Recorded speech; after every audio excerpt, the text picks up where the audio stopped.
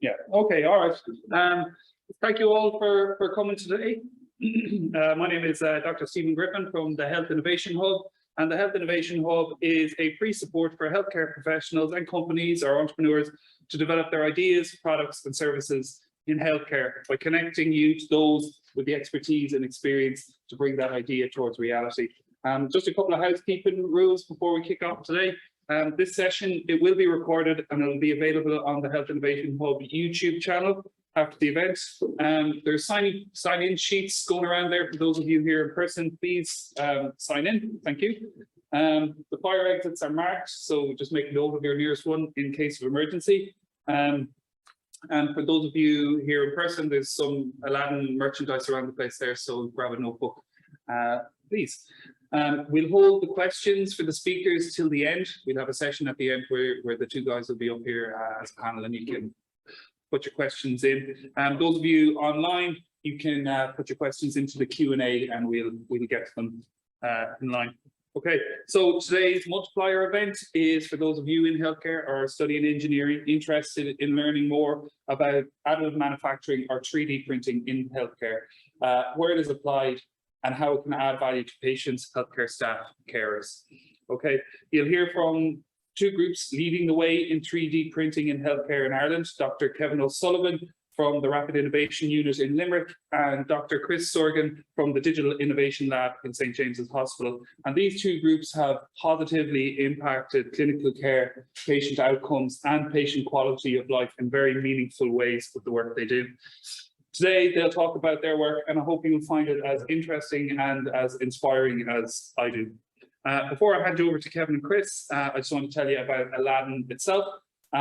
It's an online training program designed for healthcare professionals and engineers to understand the techniques, value and application of additive manufacturing or 3D printing in healthcare. There's a number of modules that include technologies, materials and equipment, opportunities for the application of additive manufacturing, production of 3D parts or modules, and technologies for future additive manufacturing labs. So 3D printing is coming into its own in manufacturing and in healthcare. It's not yet the solution for every problem, but it is demonstrating practical, on-the-ground, everyday use in many areas in healthcare. The Aladdin program was developed by an international consortia with expertise in additive manufacturing, learning, skills development, and more. And it's available to anyone who'd like to use it. So please do visit the website. It's www.project-aladdin.eu to learn more about the program. So lastly, I'd just like to thank Emer O'Connell and Michael Duan, the team here in Galway, for their work in organising today's event, as well as all the work they put into the development and delivery of the Aladdin program. So thanks, guys. So without further ado, I'd like to introduce our first speaker to the stage. So it's Dr. Kevin O'Sullivan, Senior Research Fellow and Research Lead for the Rapid Innovation Unit in the University of Limerick and the SFI Confirmed Smart Manufacturing Research Centre. Kevin, I will set up your slides. Okay, thank you kindly.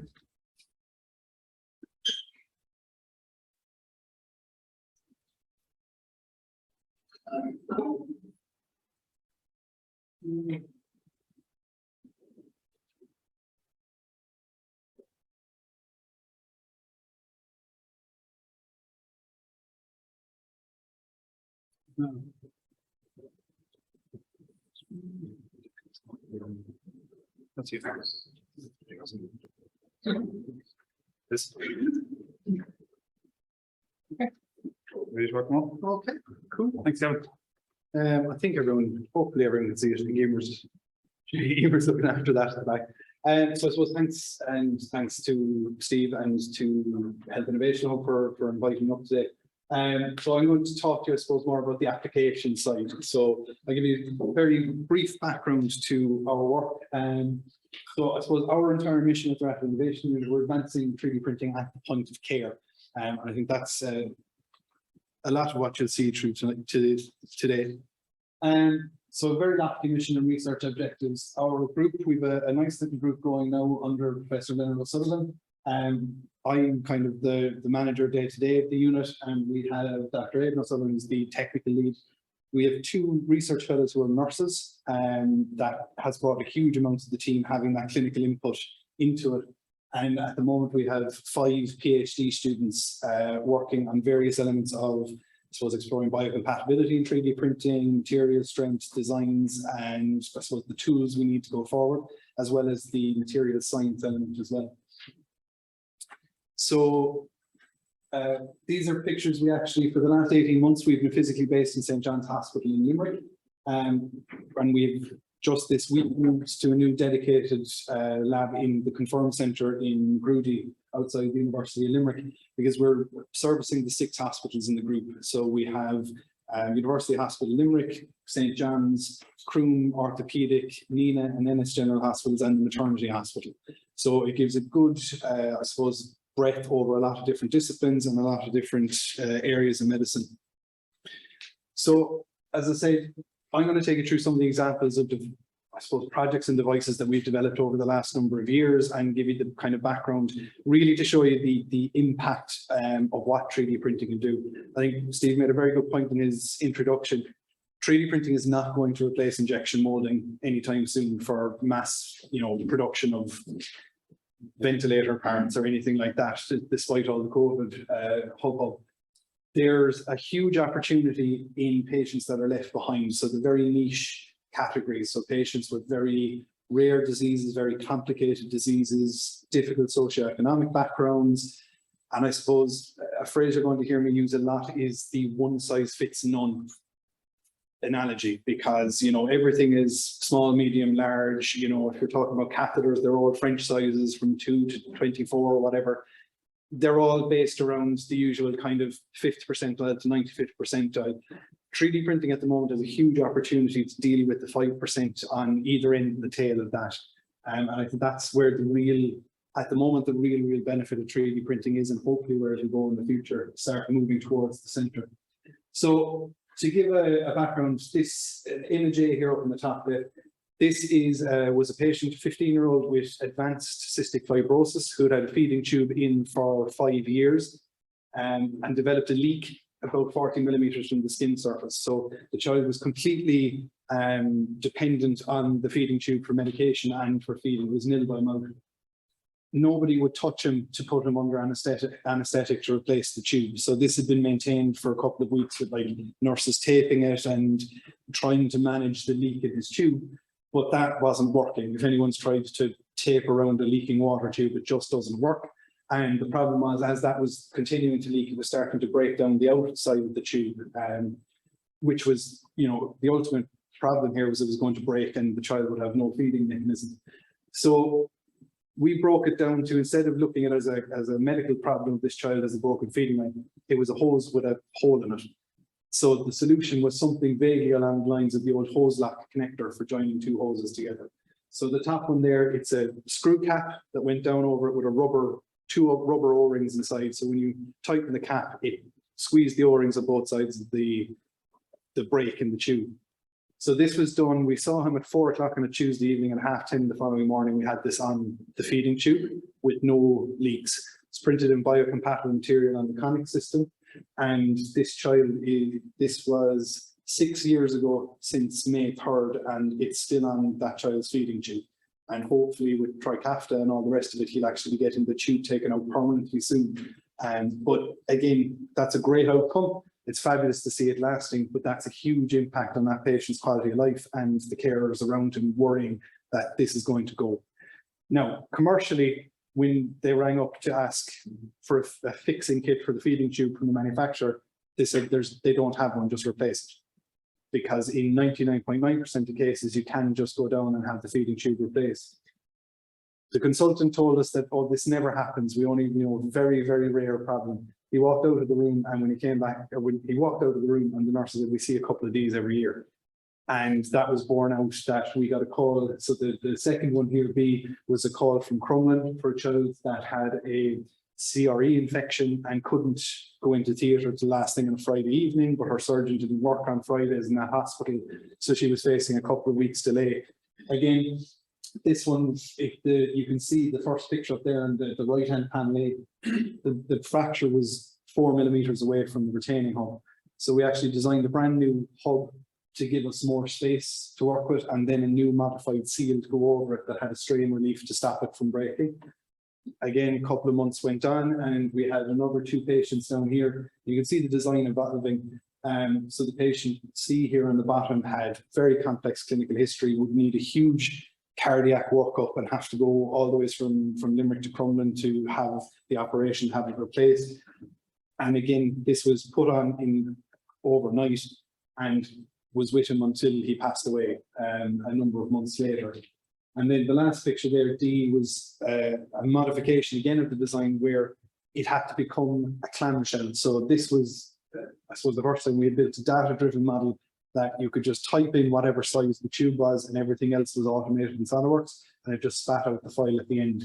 Because a huge problem we found is that you said it was 18 French or whatever, and you went into it and then the tube had been degrading for 6 years. So now it's 18 French here, but 2 millimeters up, it's 20 French, and it's all lumpy and bumpy. So you have to account for that. So this design now can be, you just have to change one dimension and it changes the whole part. And then that can be printed in, I think, about 20 minutes on the Connex and delivered. So again, it's the modification over time, but these all had a huge impact on the patients that didn't have to undergo a surgery and weren't indicated for a surgery, but kept them feeding.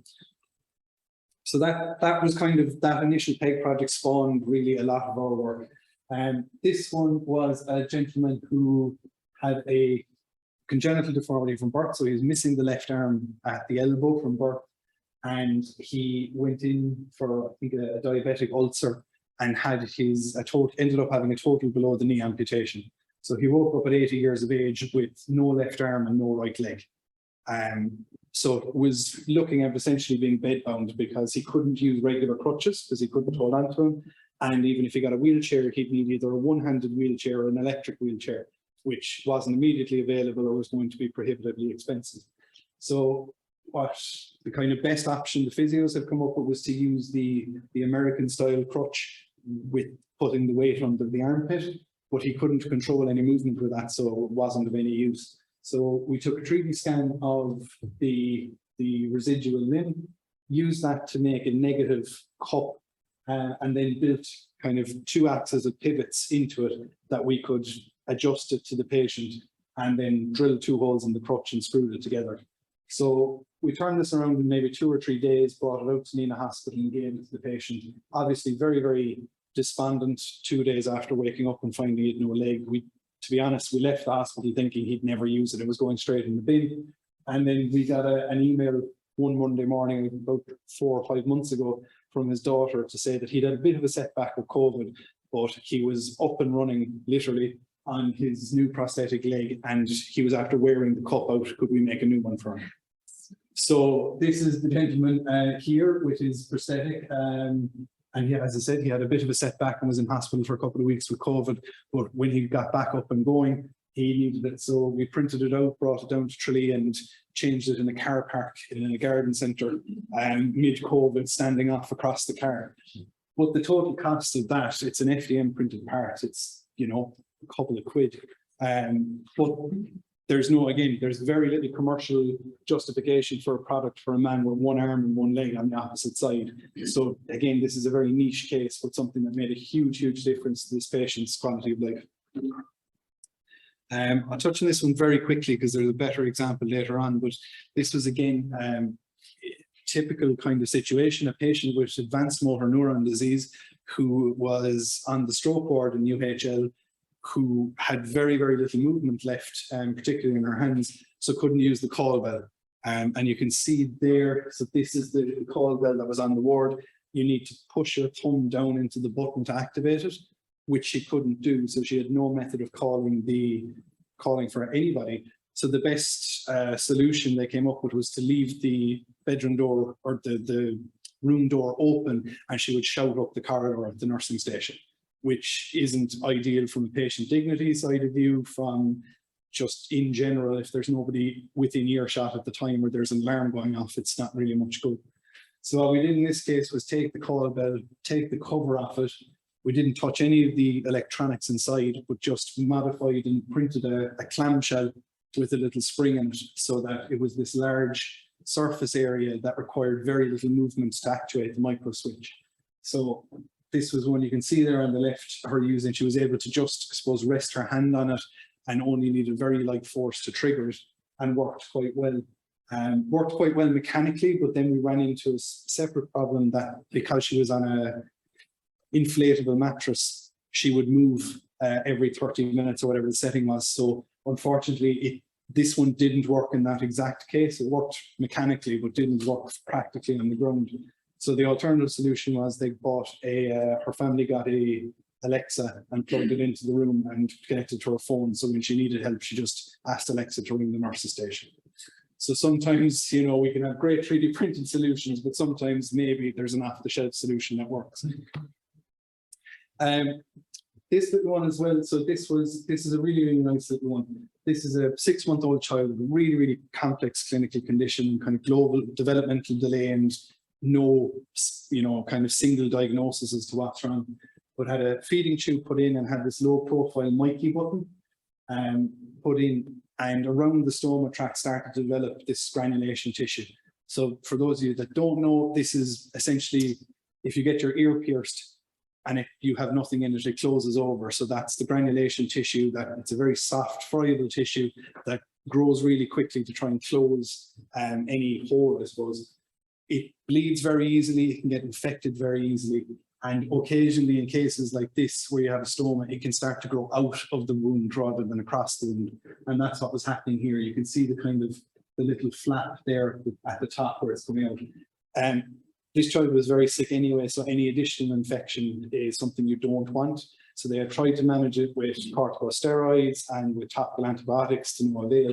So the next step for this child was to actually take silver nitride and burn it off, which would have obviously been painful for the child and left a scar and black tissue around it for quite a long time.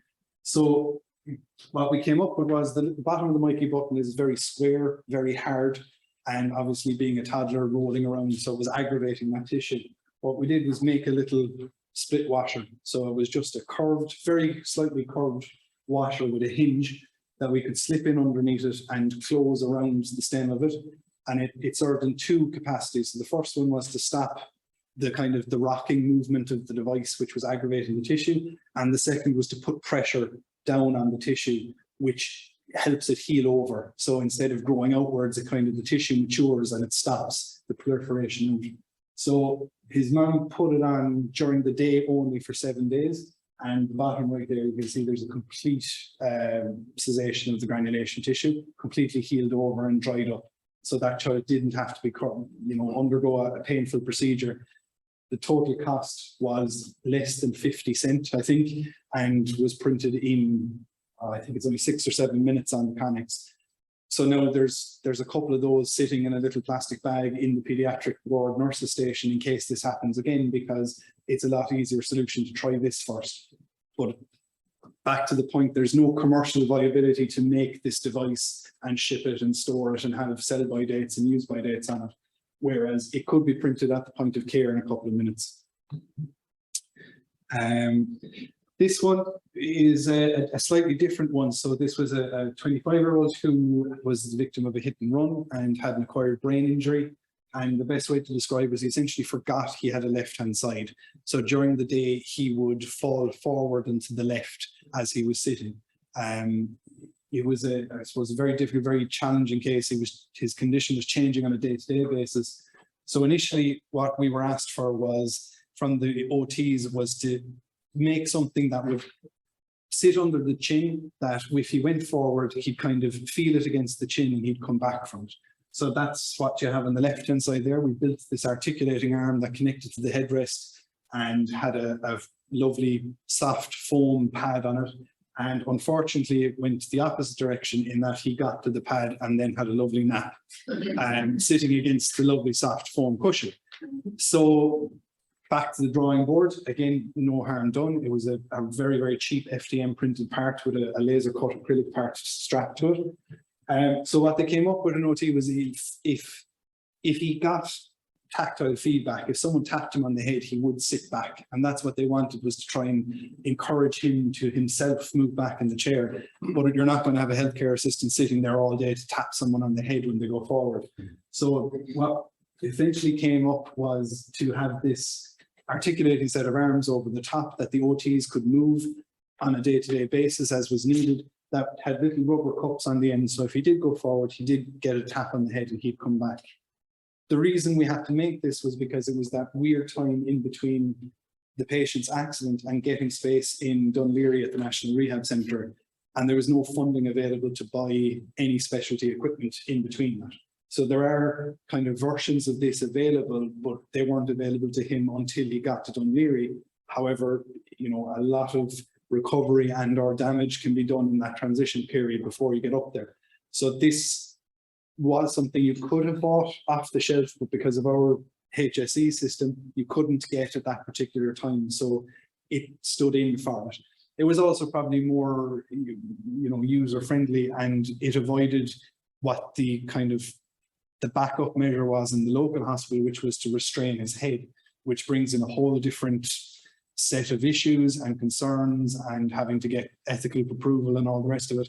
And again, that's a big issue with the patient's dignity and quality of life to have their head restrained. So this stayed with him until he went to Dunleary. So I think 5 or 6 weeks while he was in the local hospital.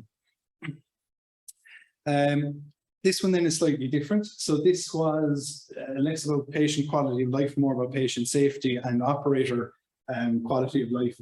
So during COVID, the height of COVID, most of the aerosol generating procedures were banned, including bronchoscopy, or were severely limited. So for patients with suspected lung cancer, there was a delay in having a bronchoscopy for a biopsy for sample. So one of our colleagues, Dr. Scott, was doing quite a bit of ultrasound guided biopsy and taking samples from the cervical lymph nodes. And he had this idea that there was commercially available needle guides. So if you're trying to ultrasound as a plane, if you're trying to hold a needle in the plane in a sterile field while operating everything and taking a biopsy, there's an awful lot of moving parts and it requires quite a lot of dexterity and hand-eye coordination. So what this is essentially is a small device that fits on over the end of the ultrasound probe with grooves in the side that you can put the needle into, and it just stops the needle from wiggling or moving out of plane. There are commercially available needle guides for larger systems, so the kind of big standalone ultrasound you might have in interventional radiology or elsewhere. But what Dr. Scott uses is a Bluetooth Clarius HD that connects to his iPad to do it at the bedside. So there isn't one for that. So what my colleague Aidan did was took the probe, make a 3D model of it, and then build this gauge around it. And we actually, Dr. Scott used it in one case to do a neck biopsy at the bedside in the ward, and had a diagnosis of small cell lung cancer back from the biopsy 2 weeks before the bronchoscopy was scheduled to happen. So in that case, that patient got probably three weeks head start on treatment because he was able to do it at the side. The issue is that not a lot of people are doing it. It's not a very frequent procedure. So to keep up that, I suppose, hand-eye coordination and the skill set, this is just a way to ease that and to take one less thing out of the equation when you're trying to do it. It was also very, I will say, shout out to my colleague, Dr. Anderson, very cleverly designed to sit underneath the sterile bag and had accounted for the thickness of the bag so that there was no issues around that. And the first case we did was actually with one of our biocompatible materials that's sterilizable. So we had it autoclaved in the SSD department and it was used as is, but it's all ISO 10993 approved for skin contacting and all that good stuff. This is two ones here now. This was a fabulous lady who was in St. John's over just before Christmas gone. So she had very, very advanced arthritis, as you can see from her hands. That wasn't the reason she was in. She had a bowel obstruction, ended up in ICU for I think 10 or 12 days, and then ended up in St. John's and stepped down after getting a colostomy bag put in, an ileostomy, I suppose. So the first thing, she was struggling with obviously cutlery and feeding herself. And the best way to describe it, she had the crab claw grip. So she couldn't flex any of her fingers. She could only oppose the thumb to the opposite fingers. So what she needed was a grip that was chunky, but was relatively flat, that she could put and grab between her thumb and her hands. If you've seen any of the mobility cutlery or the kind of arthritis, it's just a large section of pipe with a spoon or a fork stuck to the end of it, which still, you know, relies on you being able to flex around it. So what we did was take a picture of her hand with the knife in situ, bring that into SolidWorks and draw around the shape of her hand with the knife at the correct angle, build out a model with the space for the cutlery, and then print it out. So we met her after dinner or after lunch, and by dinner we had a set of cutlery down to her with modified handles on 3 of them. So she was absolutely delighted. As you can see up there, she plowed through a plate of dinner, stopped halfway through to finish a tub of ice cream to prove the spoon worked, and then finished the rest of her dinner. But she was so delighted with this, she asked us she was so good and so thankful and grateful to us. And she asked, is there any chance I can get a second set for when I'm going home? Just no bother at all. We robbed another 3 bits of cutlery from the canteen and modified them. But again, you could see how, very easily this could be done in a residential care home. You could have your printer in the corner, you could have it automated to draw around the contours, and you could print these at the point of care for nothing. By comparison, the cost of one mobility fork was, I think, €38. So a set of cutlery, you're talking, over 120 quid, and it wasn't appropriate. So this was a very, very successful one. I'm very aware now I'm quite late, so I'm going to belt through this very quickly. The main reason we were asked for Arnie is she had an ostomy bag put on. She couldn't peel off the sticky part of the hypocolloid, put it on, and get it positioned correctly with her condition. So what we did was take the learnings from the handles of the fork, make this lollipop stick holder that stuck into the ostomy bag, and she could hold it in one hand, peel off the sticker, position it, and push it on without getting stuck to it. And those two things together made the difference of her being allowed to be discharged to sheltered living rather than having to stay an inpatient. And that all she wanted was to go back out to a restaurant and have pasta and red wine. So this is the very last one. I promise I'll skip the last one. But this was a very, very sad case. So it was a 18-year-old in Milford Care Hospice who had a rhabdomyosarcoma, so a very, very rare form of cancer, a tumour behind the left eye. And you can see there from the first picture, the eye had essentially completely proptosed from the socket. There was no way to cover it, so there was a lot trying to keep it moist and keep it from getting infected. They were having to tape over the entire face. Those little plastic covers that you get after eye surgery, the eye was too far out, so it was touching that. So they were trying to put a contact lens on it. Really, really complex and difficult. And this child was obviously terminally ill.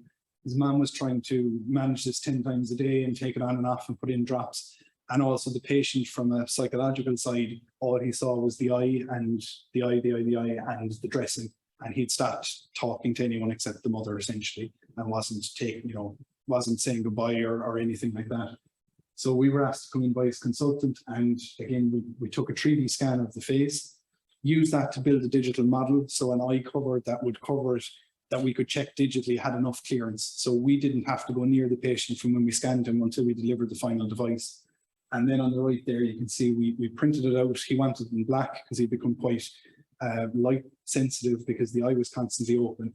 But it was printed out. We saw him on a Monday, scanned him on Tuesday, and we had it back to him on Friday with an old LED head torch, or a new LED head torch that we took apart for the soft band for the adjustable around the head. And, the patient was delighted, the clinical team was delighted, the mom was delighted.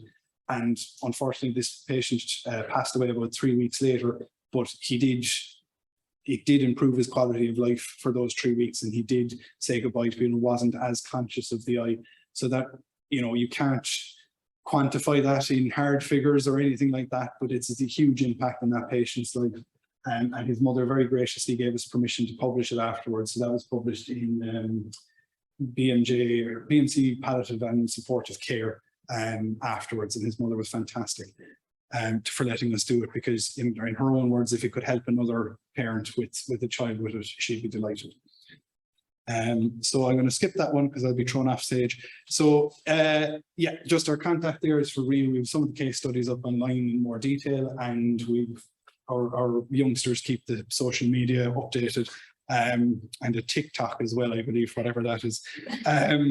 So yeah, if anyone, I know questions are coming afterwards, but thank you very much.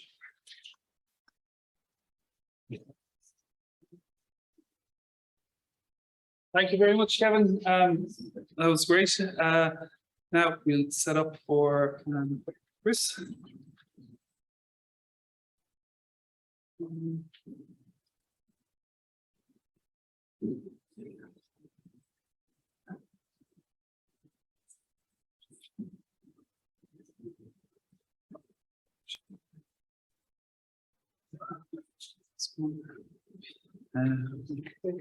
You ready, Chris? Okay, yeah. So now please join me in welcoming Dr. Chris Soraghan, Senior Clinical Engineer and Design Innovation Lab Lead with MPBE and St. James's Hospital. So thank you, Chris.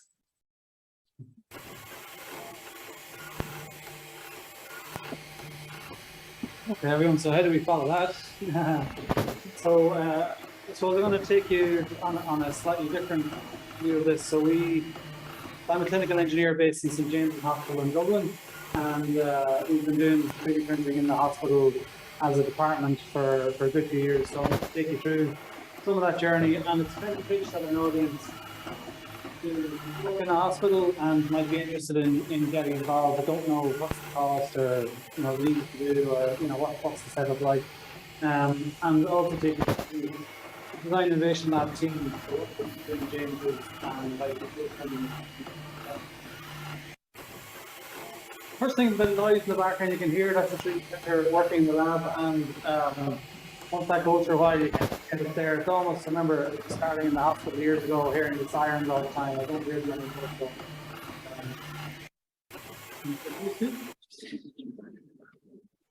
So the role of the Design Innovation Lab that we're in is essentially to assist hospital staff to deliver novel clinical solutions through design and engineering. So essentially, we take in ideas from the front line and we try and develop them within the hospital. And some of them we try to see, is there potential that this could be pushed out to all the HSE and just kind of a push out? Or is it something that there'd be a market for that we could look to see, can the idea be protected and can it be spun out or licensed or something like that? So the projects that we're involved in, they involve engineering, but something that we've come to kind of get involved in over the last while is this idea of design and design thinking, which is kind of in vogue a lot now. But it does bring a specific set of skills that are different to engineering, and it's very much focused on the user research and the user-centered design kind of aspect of trying to solve a problem. So as engineers, we can often jump into a solution for a problem, whereas designers tend to spend a lot of time in the kind of ethnographic piece of trying to understand, yeah, okay, that's the problem, but what's actually the root cause? So instead of someone coming into you and saying, I want to design a new grip stand because this one is frustrating me, you don't kind of jump into that, you start back and you try and watch them and see what is it that's frustrating them, and maybe it's something completely different that would solve that problem. So, so I'm based in, so I'm not sure the audience, so I'm based in the Medical Physics and Bioengineering Department of the hospital, and essentially that department is responsible for managing the medical devices. So we make sure that they're working, that they're safe, and that they're accurate to be used. And as part of that, we're kind of embedded in multiple areas across the hospital. So all the different kind of areas you can think of. There's kind of small cell workshops that work day to day, very close with the clinical people. So we kind of get to know their frustrations and things that are coming up all the time that are wrong with the technology they're using or with some aspect of the care they're providing. So that kind of embeddedness over time, sorry for the animation, is a crucial part of how the Design Innovation Lab works at the hospital. So by being embedded there, we can kind of be dynamic and responsive. So things like COVID happens, we'll see later, we can respond to that. Having access to staff, it can be really difficult, and the kind of the death of a project sometimes is just not being able to get access to a consultant or to nurse or whoever. Sometimes you just need to be able to react within a couple of minutes, go and see someone, you're there for 2 or 3 minutes and you leave, and that can be very, very insightful. There's also kind of a set of established relationships and rapport at the hospital. So we work with nurses and doctors day to day. And if there's a particular area of work that you're in, you can pull in those people. So that kind of resource, especially with a staff of 5,000 at the hospital, is really powerful to be able to bring people into the room who know the problem kind of really well. So there's other bits and pieces which we'll get into that kind of help. So James's Hospital is very big. So as I mentioned, we've 5,000 staff. So there's lots and lots of patients coming in, and from that we tend to get people who see the same problems day in, day out, and they become experts in those kind of problem domains, and then they come to us then with those issues. So we're based in James's in the Mercer's Institute for Successful Aging. So this building opened in 2016 and is an institute essentially that's dedicated to care of the elderly. And a lot of our kind of historical research would have come from a lot of interaction with this particular area. And there's a huge amount of drive, I suppose, nationally and internationally, looking at aging and aging demographics and issues that need to be solved there. So plenty of problems. So the facilities we have at the hospital, so for a number of years, we had the kind of traditional workshops with drills and a few bits and pieces, but last year, the Department of Public Expenditure Reform gave us funding to kind of up our game a bit. From our interaction with different universities over the years, we kind of understood what kind of set of equipment would be useful in a kind of a compact form to be able to respond in the hospital. So things like 3D printers we're talking about, but also laser cutters and vacuum formers and sewing machines and grinders and all sorts of things have been really useful. So the Spark Innovation Program as well, which many of you I'm sure are familiar with at this stage, are looking to kind of drive innovation in healthcare across the HSE, and they've been really supportive and a strong collaborator of ours in trying to realise some of this work. So that's just a picture of some of the facilities, and we kind of work closely with the National College of Art and Design, which are only a few minutes down the road from us, and Minutes and Spark, as we mentioned. So this is the team. So it's a very small team. So it's myself and Jared on the left, kind of started a few years ago, and it was a very kind of engineering-led activity. But over the last while, we've kind of over the last year, we started to scale with a few more staff and specifically designers. And so we've Moira Kane is a designer in residence at James, and it's the first designer at a public hospital in Ireland. And that was kind of a dream of ours, to have a designer from all the activity we've seen over the years on site kind of year round, to be able to tackle these things from the user's point of view. So we run a design sprint, an annual gathering in of ideas every year around March, which we call Design Week. And this is run with Trinity College Dublin, National College of Art and Design. And that interaction with the students who come in then for 1 week to try and address problems that staff have set has kind of been the source for a lot of the developments that then happen over the next over the year. So in terms of who takes part, so it's essentially every discipline that you can think of really across the board, and kind of at all levels. So in terms of nurses, it's from director of nursing down to you know the staff grade nurse. And management and porters and radiographers and all sorts of people. So this was just from Design Week 2022, the people who applied. It covers pretty much every discipline. So people have started to know that this kind of activity is happening, and they're starting to come in with their issues. So this year we had a set of 7 problems that were put to the design and engineering students to work on. And from that, then they present to a kind of a judging panel, and a judging panel then select the winner. So the winner this year was a maxillofacial surgical registrar, and we're developing a surgical device with him at the moment for facial surgery.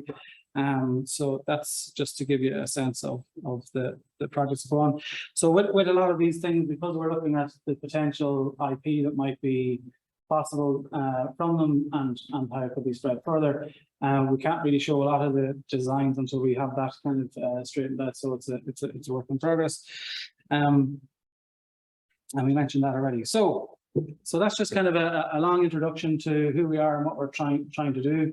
So I suppose a good foundation for a lot of that activity has been our exposure to 3D printing since about 2015, and it really has helped us to be flexible in being able to create prototypes that would help us to gain insights to try and develop something that could work.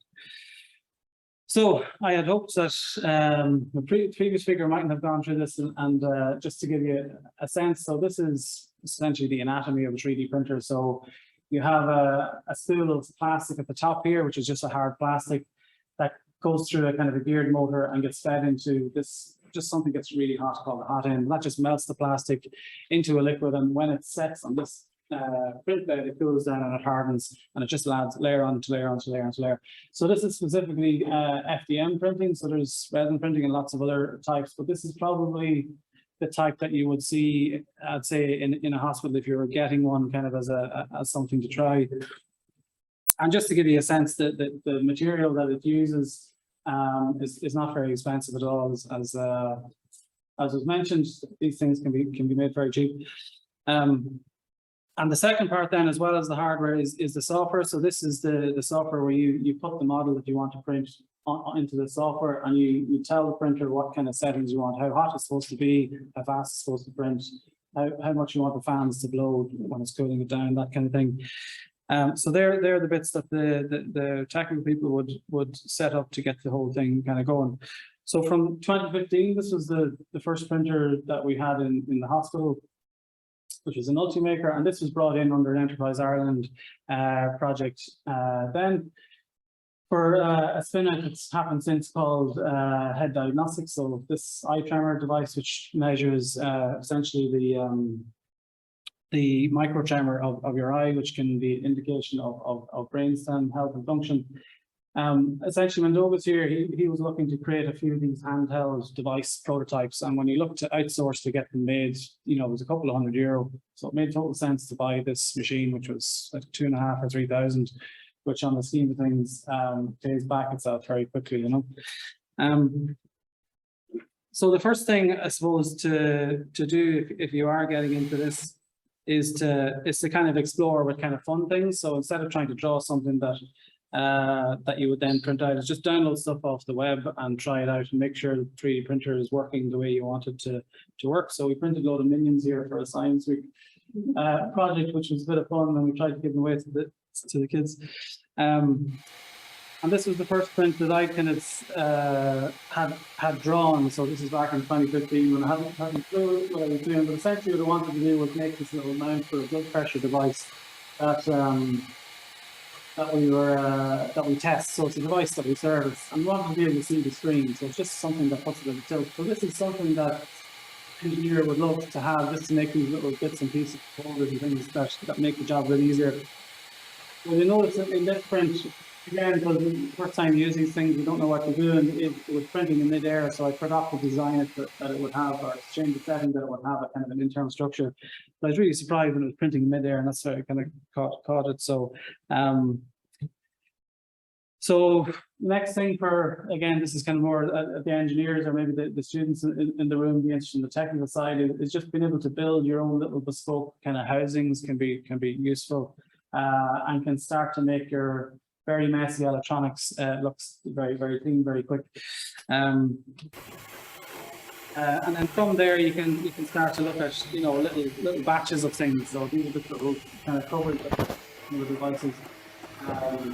But you kind of build it up from, you know, then something you design yourself, then you get a bit more confident, and you kind of start looking at the kind of making a batch of things.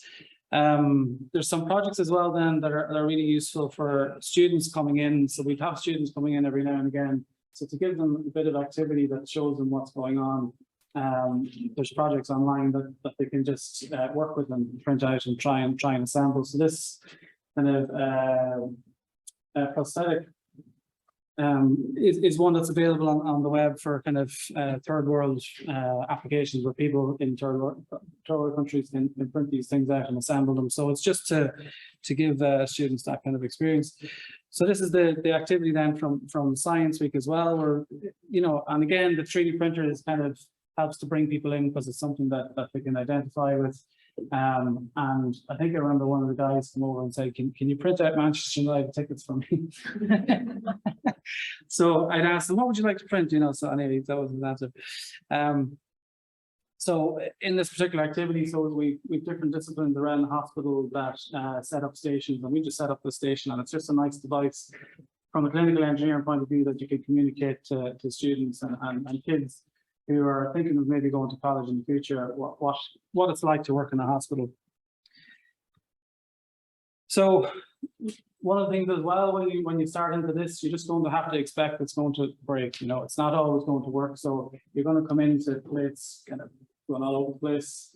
This kind of activity where you have warping of the plastic, and a lot of times because you don't know what you're at and you're kind of you're trying to do things, but you get more skilled over time. So, and this is kind of part of the learning. And the best thing that can actually happen to you as an engineer anyway is for the machine to break. The reason for that is when it's not broken, you tend to just put it on and let it go. But when it's broken, to learn how it works. So you have to read the manual to figure out what's this part do, what's this part do. You have to take it all apart to fix it. So even though it's a pain and it was weeks and weeks of heartache with the different things that went wrong with it, it does help you to get more intimately aware of how the thing works. Sometimes as well, then you can get away with it. So in terms of something probably all over the place, it might be okay. It might be okay. It's not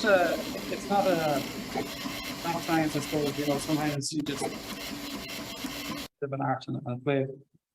So this is one of the applications that a colleague, Ross Sherwood at James's had done. It's a simple thing, which is just a holder for this ECG machine for scanning IDs so that the information goes in a bit quicker.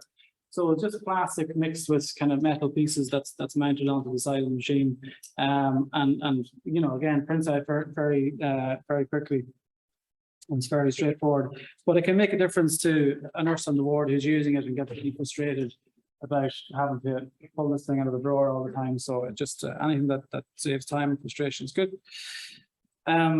This is from one of the clinical engineers in endoscopy, was looking at connector sets in these washer machines. So he wanted to test if the integrity of these connector sets was good, and essentially wanted to check for a leak, and there wasn't a device for doing that. So all these little pipes basically that have O-rings and different things in them created this little device that was used in water that you could apply pressure to check for leaks, and that has helped in the functional testing of these devices over time. So COVID then, myself and a few colleagues in James's, we were asked to start looking at technologies which some of you probably have seen here in the hospital, like baby monitors and different types of infrared thermometers, to see where they're going to be useful in the hospital, or where they're going to be too inaccurate, where people are going to be over relying on them. So as part of that, we looked, like I think everybody in the country who had 3D printed started looking at visors and what could be done, and from the non-3D printed kind of versions that are just kind of a foam or a strap to all sorts of different versions. So instead of inventing our own, we just went online and found a few different ones and printed them out and seen what the kind of stresses they could handle. So we tried kind of slow and fast print. So this is just before the PPE came in kind of more regularly. We were looking to see, could we set up a kind of a farm, kind of a station that we could print these very fast, especially for the kind of critical areas. And we try to put the printers to the limit. But when we looked at putting them into kind of machines to clean them, they kind of got all, you know, they didn't respond very well to it in terms of the plastic that was available to us. So just as we were kind of getting to that, the Aer Lingus kind of came in and saved the day, and we didn't have to kind of go ahead and do that. And I think that was the same for a lot of areas. It just kind of sorted out.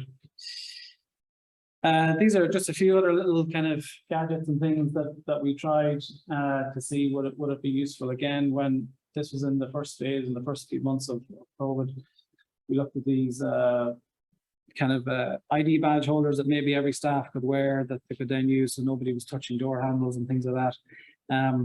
But they had their drawbacks. So we used them for a while, and you know they were breaking on some of the bigger, heavier doors. And some people had the concern, well, how often are you washing the thing itself? And you know that was an issue. So we didn't roll this out like a lot of the things. This was a door handle that we openers tried. So this is probably again around May 2020. We downloaded this from the web and printed out a batch, put them on a few high use doors, seemed to be working really well. And after about 2 weeks, it just started breaking, even though it was built very dense, it just wasn't able to handle the strain that people were pulling it through. So again, one of the things we learned since then is that 3D printing isn't the be all and end all, and that there's quicker ways sometimes to make things, as mentioned. And this laser cut piece from a sheet of acrylic can make a visor in 20 seconds. So it's a lot more attractive. So there was one other use for the 3D printer during COVID. Can anyone guess what's happening here?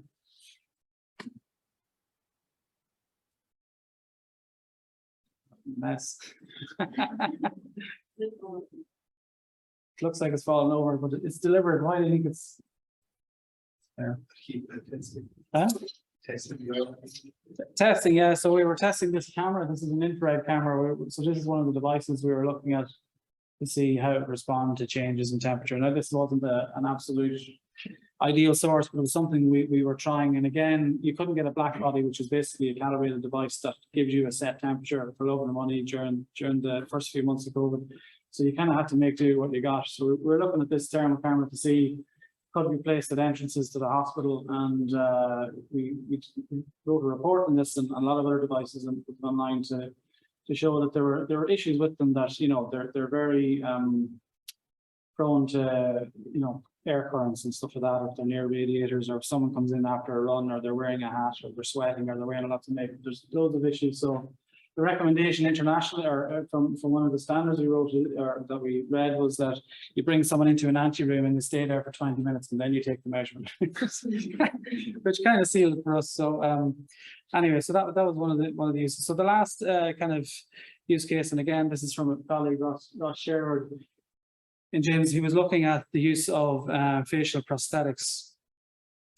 So he sourced a printer from the local charity at James's Hospital, and started to look at being able to create eyes or ears or nose for patients using the printer as part of the process. So you weren't printing out the exact prosthetic. So the way it would work, the patient normally coming up to the maxillofacial unit in James's would go and would get a plaster kind of cast made of the face. But instead of this, what Ross was able to do with the team was to take the patient's CT scan, which is up here, and kind of crop it to make it easier. It's easier to work with kind of a smaller image.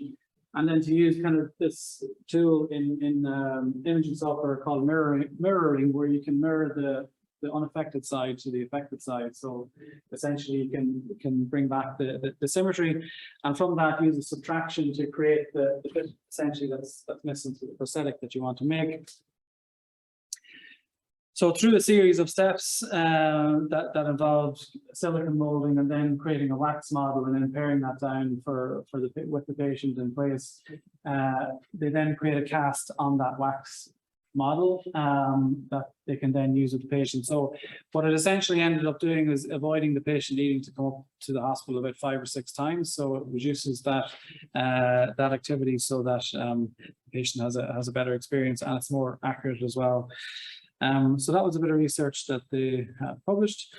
I'm just finishing on this. So the Design Innovation Lab, so 3D printing is still kind of a big center of a lot of the activity, but we've started to bring a lot of these other design methodologies into it as well, which support it. So it's still a fundamental part of the design process that we use for rapid prototyping. And it's definitely something you can see could be used at every hospital, like we heard in the applications earlier. And once you have a bit of resource behind it in terms of someone technical to look after and make sure when it breaks that it comes back to use, and it works well. So this is just a print from yesterday, just to show that it's current. So we're looking at this as a simulation model for a device that we're looking at. So final remarks is just thank you all for listening, and if you have any questions or if you want to get in touch about the experience, just let me know, and thanks for listening.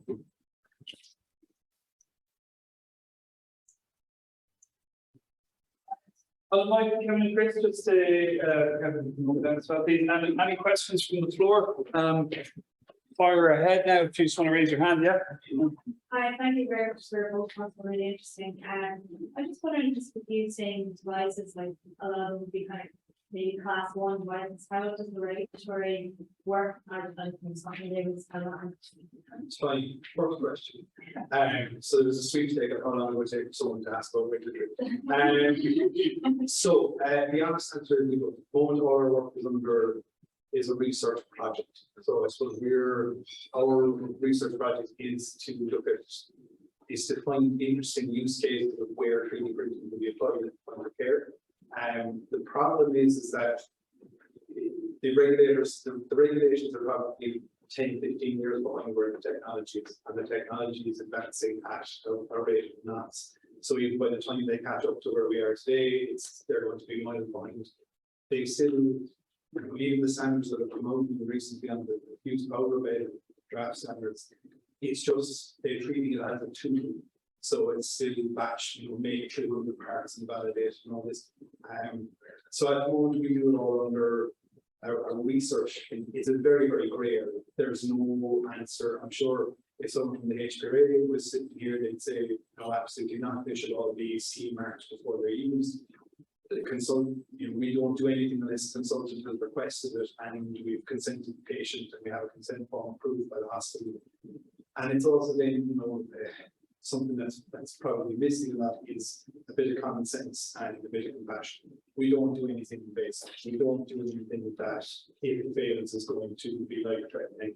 And just to be pragmatic, so we have our own risk management system. We have our own kind of decision matrix for what comes in and out. And at the end of the day, you explain to the patient, and the consultant explains that everybody decides whether they're happy or not to go forward. And particularly in some cases we had where you have people terminal or close to life, by the time you would go and get formal approval or even make the next research edit forward, those patients won't be there. So it's a difficult one. There's no good answer at the moment, unfortunately, but I suppose just be careful. Chris, do you want to add anything to that? Yeah, no, it's a real thing. I suppose we haven't gotten to the day of putting things in people or anything like that. And I suppose a lot of the activity, if it's involved in an invasive procedure, surgery or something like that, it's not something that we're going to do. So we'll essentially look to use the design and then put out that design to the community of people who might be interested in making the thing, and then they just kind of take on that as part of their activity. So mitigate it that way. Yeah. Any more questions, guys? Yeah, go ahead, Aaron. Yeah. It's very enjoyable presentation. Thanks to both of you. So, as you mentioned there, this is very much in the research domain at the moment with a lot of the work that's happening. But thinking forward to practically rolling out 3D printing in healthcare facilities, and that may not be traditionally research healthcare facilities. What I've heard the barriers that need to be overcome to do from having this equipment present in the healthcare facility, and also having the expertise to grow the evidence and preventing the sterilization of public service.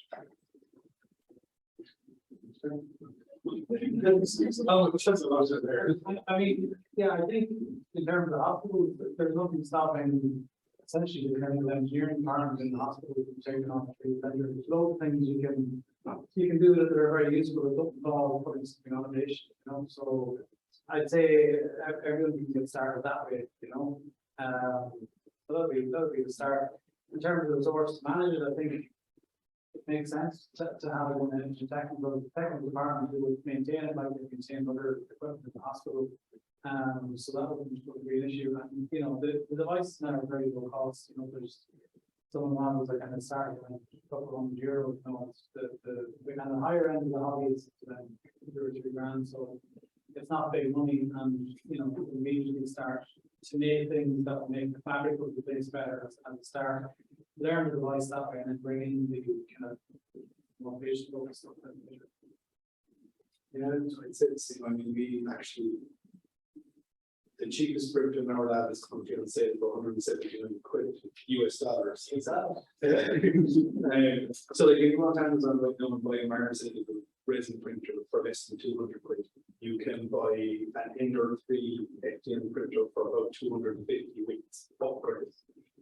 And that's all you need to get started. The material is very, very cheap. All the way up to, you know, we have our big Comics 500 is 289,000. But they're doing very, very different things and obviously at different scales. But you know, for basic stuff and getting used to it, for probably £600, you can have the two main types of technologies in a level that are practically provable. Like you know, there's very little you can break on these things. You might have failed prints, but to break it, you would need to physically throw it out the window of the print shop. And you don't need to spend thousands. And even I would say we're doing a lot of work at the moment with the community with IBT and the local handle teams that do big performing things that are we're giving them cheap printers to start looking at them setting up their own thing in house, because a resin printer and a washing workstation is under €500. You need less than the desk space to get started up. And I suppose to the very start of your question, how do you see this roll out? Our big global 20-year ambition kind of is they should be an online Argus catalog. So every manufacturer, every group, every research institute, like we take our paper repair, you take your holder for the barcode set, they are validated in use. They're put up onto a moderated platform, whether that's controlled by the NCI or ISO or whoever, that only validated things get up there. And then the hospital gets a paper print model. You need a paper repair for a size 12, you type in size 12, it automatically generates the STL and you pay your 10-cent fee. And that would allow all the device manufacturers to design these niche products that could go. There's a huge element around that circular economy, and you know, you're reducing shipping costs, you're reducing waste, you're reducing carbon input of everything. Like that would do washer through granulation. You know, £1 million wouldn't see out of manufacturing that and getting it to market in Europe. And you would have tens of thousands in the sitting shelves going out of date that, you know, half they have to be shipped from China. So to have that you just literally go and you type it in and print it out in an hour at the point of care for a couple of cents, it makes a huge amount of sense. But that regulatory bit and the validating it, that bit is huge, and it's going to take a J&J or a Medtronic or someone to say, okay, here's the platform, and we're going to take responsibility for it before it happens, or a big European body to do that. And then the other side of it is obviously like you're going to have to get much into FDA computer simulations, actually going to validate. But then you're getting into the higher range stuff that you need to have the printers validated and calibration and all that. So there's a long way to go. It's there, but there is, you know, it's feasible. All the bits are there, but you need someone to kind of start putting them all together into one system. Super. I might go to one of the online questions from Manny here. He's really asking, and I'll put this to you, Kevin, it's around scanning the limbs of patients. How difficult is that to do? Could a clinician do it on their own, or do they have to get an engineer up to do it? And what device did you use in the case where you scanned it? Yeah, so full disclosure, I'm not an engineer, I studied product design. I went to college to play with crayons, how I ended up here in my experience and get every line in myself to do. And I which I very much enjoy when you're saying it's nice to have a designer come in and look at the experience once and say, actually we do it. So like the scanning, we actually have one of our students that look, we use a very, for those scans, we use a very, very old 3D systems, iSense, which is, I mean, discontinued now, it's probably 10 years old, but I haven't had a scanner. You can get pretty good quality scanners for like €200 off radionics right now. But the last generation of the iPhone had the LiDAR scanner on it, and there's a number of 3D scanning apps you can buy. And there's no reason why so a clinician or a healthcare staff member couldn't do it at the point of care. Processing it and making the file needs someone who has an engineering or design background that can use the software to actually model the part. But that then you go back to the kind of, if you had validated ideas up online, like it could be automated to just subtract. Again, like the prosthetics, that could be automated to an extent. You could just draw around it and it would subtract it. That's the basic. You're not going to get healthcare staff to retrain on how to do 3D modeling. So that's another problem. What I would say though is they could look at the project-aladdin.eu and follow the modules to learn how to do this type of work, and then come to the engineers and the designers. Any more questions from the floor? Yep. I was just wondering, for like biomedical engineering students, like if one is interested in becoming a medical engineer, that how would they go on to, is there something to study for the natural that just for the medical student? Also, would there be any income opportunities in the hospital?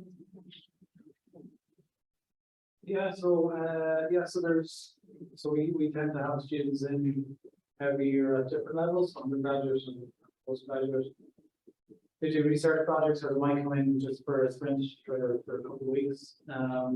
In terms of how to go about getting into it, there's all biomedical engineers. That's where some people are kind of come from. People come in. There's also medical physics, which is a master's degree here. Galway. Yeah, I suppose like Anthony is probably getting the experience is a help to get working in a hospital. Do projects to work in the hospital. In open doors, So okay. So yeah, go ahead. Just in the radiotherapy department, we're going to need primarily like that 3D printing just for making bullets, like tissue equipment, things to put on skin print. Do you have recommendations of like which machine would work well for that? I think it'd be similar to the facial, where he's kind of making the silicone mold and then using the wax to kind of make it. yeah, I know that there's a group in St. Luke's based at on the James's site that are doing exactly that. So they have an axe, I think axe on. I can't remember exactly the printer. But yeah, that's exactly what they've been doing with to kind of get stuff. So they're probably be someone to talk to about their experience doing that. Peter, one of the guys connected looking at this as well. And we did some work with them around it. And I suppose you do need some, when we were looking at printing more and so we were looking at the kind systems to print some of the flexible rubber machines or materials even, or the figure 4 machine, which is about 25K, or the formats possibly, which is about 5K, which are definitely, I don't think an FDM would be suitable for printing the boluses directly because of the air gaps and the infill. So there's actually quite a bit, there's a couple of good bits of research already published around it, and people do the both ways, either using it to make the negative to just cast to save the patient time, or directly printing the balls. But they're going to be a more expensive machine, I think, for an entry point of view. But yeah, get the contact with some interesting research there. If you want to connect with the guys afterwards, we'll share their email addresses if that's yeah. Any more questions from the floor? There's one question here from the online. Have you any concerns with the FDM type printing in regards to sterilizations? I should say this is a two-part question, both in terms of layer lines and not being able to autoclave due to the heat restrictions on PLA/ABS type material. It's behind you as well if you need to read it. with that one. But I think, Chris, you were showing stuff was getting warped when you were. Yeah, no, that's back. So we tested that, and yeah, it doesn't work in the other way we asked for these. You can get curing devices that cure the surface to make it kind of smoother, more acceptable for the environment, for the clinical environment, which should be useful. I suppose some of the biological stuff that you're working on is helpful. Yeah, so that I know that there's one paper where someone looked at is it inherently sterile when it's printed, because the pressure, the heat involved in acting in the pressure at the extruder tip. But I suppose from a density perspective, there's an awful lot of nooks and crannies for things to hide out. Doesn't like steam. I think it's impractical for ETO, and if you're up to looking at sterilizing FDM parts and gamma, it's again there's an awful lot of work. I myself would just say if you need to sterilize a part, FDM probably is not the way to go. It's SMS, so it's resin printing in a biocompatible material that can take it. Particularly with PLA, you're probably talking minutes temperature of 140 to 160 degrees of the printing. Sterilize in 121. It's not going to be much use later than some version. Okay, listen, we're way over here. So again, I'd like to thank the guys for their presentations today. And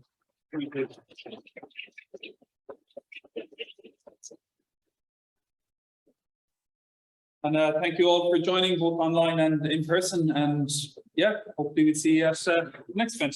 Take care.